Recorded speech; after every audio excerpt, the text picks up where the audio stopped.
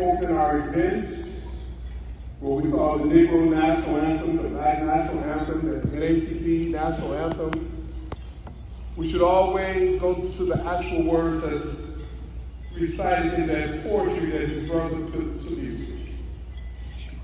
I want to congratulate this great body for 50 years of service. It's not oftentimes that we are able to acknowledge 50 years of service, but when we do, this is the way to do it, because as I look in this room, I see a packed house and people who are here from across the country.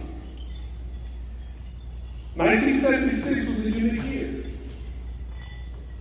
It was a year in which we seen an explosion of black elected officials across the country, particularly mayors and state legislators. It was a year that we exercised the full potential of our vote and resulted in Jimmy Carter getting elected as president. It was a year where Barbara Jordan became the first African American to keynote the National Democratic Convention as we moved from the Republican Party to the Democratic Party, because we are not beholden to any party, we are beholden to an agenda that reflects our blackness. And that agenda began to reveal itself when Southern Democrats was upset and they left the Democratic Party and they took the Republican Party and we moved over to the Democratic Party. But let's be clear, political parties are vehicles for agenda. They don't set our agenda. And so I hope none of us get into that false narrative debate about blacks being Republicans or Democrats. So blacks are blacks. And we care about the quality of the communities we live in. 1976 was also significant because we began to see all of the civil rights gains begin to take roots and the legal battles begin to get implemented in ways in which we've seen more of the first, fill in the blank, being placed in office, running for office in positions because we made a demand and we were persistent in that demand. 1976 was the 200th centennial of this nation. And blacks began to question whether or not the history that was being portrayed was the history that was truly reflective of our contribution. 1976 was significant because it was the creation of this organization 50 years ago. It was the creation because of our electoral power. We began to see more blacks in executive leadership positions across this country, because when you elect folks who are accountable to our needs and interests, they start reflecting that accountability and who they put in leadership to serve our communities.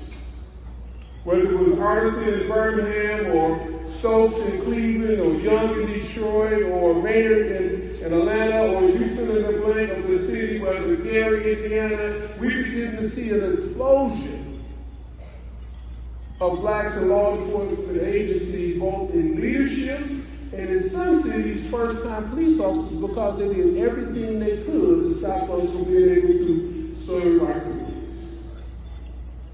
1976 created this room, but this room must also keep in mind the responsibility that you hold to ensure the legacy of what was created is continued.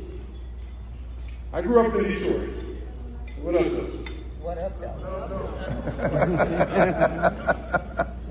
I live in Mississippi. Ooh. It can be considered the tale of two realities. Yep. Black on black love it is for me. Detroit 8% black in 1976 on the backdrop of Operation Stress and the Big Four and all the predatory behaviors of law enforcement agencies in our communities that was ridiculous on how they was treating people. Operation Stress would have someone pretending to be drunk and money laying on the ground, and you have a 14-year-old boy that sees a couple $100 bills, and they have to pick it up, and that drunk person was a police officer. They wouldn't arrest him, they would shoot. Operation Stress was one in which they would set up people and then incarcerate them. You had a rash of crimes by white officers in this black city, terrorizing that city.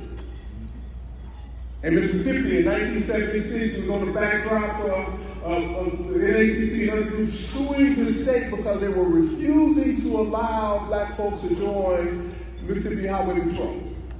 I won that lawsuit under the consent decree. The first three officers were put in place. 1976 was a turning point to allow many of you to sit in the seats that you're sitting in today. 1976 was also crucial because we began to also recognize the attacks we were under.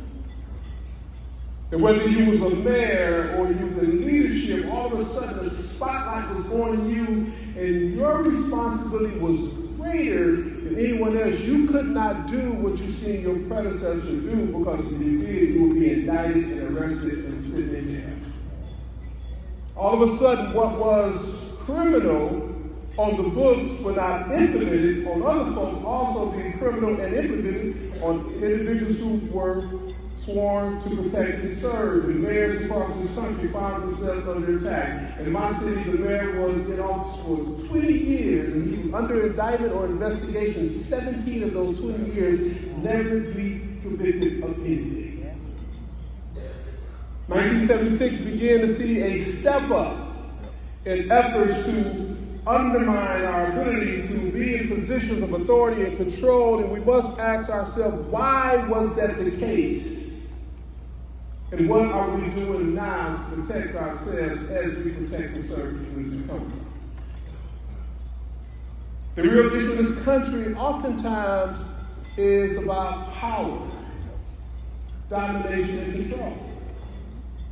And that if we are able to get into positions of authority and if we try to go outside the norm of what has been, then we become under attack because what we're saying as black in elected positions and appointed positions and executive positions, that this is our country too. And that we deserve the privileges and the benefits of what we build. 1976, 200 years of this country founding that we played a critical role in. Now, I know I'm about to bore you all to death, but that's what y'all asked me to come to bore you. We just come out with this vision of the NAACP with the theme, We the People. Yep. We chose that theme because it's the preamble to the Constitution, the sacred doctrine that defines our democracy, put the guardrails in place. It is the baseline, the foundation of all of our laws in this country. It was a document that was created in the backdrop of a king who wanted to dictate everything without the voice of the people, that he wanted to ensure that the profits that was generated on these shores would be abstracted and sent over to support the king. And individuals stood up and they said, we're not going for that. We want to be able to have a voice, representation. We want to be able to control our economy and have taxation control. We want to have the ability not to be ruled over, but be a part of determining the governance of this country. And out of that, in 1776, they had the preamble to the Constitution, and we the people did not include we in this room. But it was a document that said that for the people, by the people, governed on behalf of the people.